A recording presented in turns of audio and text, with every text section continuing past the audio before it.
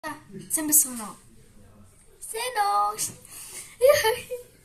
Сайн уу? Тэгээд намайг танд би одоо ингээд бэлэг идэр хийж эхэлж байгаа. Намайг өөдлөн гэдэг би одоо 10 настай хэмнээг зурвал. Одоо энийг яахад бэлээ заяа.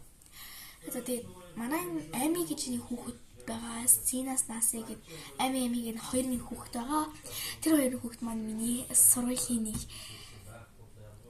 бро байхгүй бро. Ёо. Би юу ярьчих вэ? За яах вэ? За өнөөдөр шин ямар юуны тухай ярих вэ гэхээр орой би өглөө шүн юу хийдэг вэ гэдэг талаар би хэлж байна.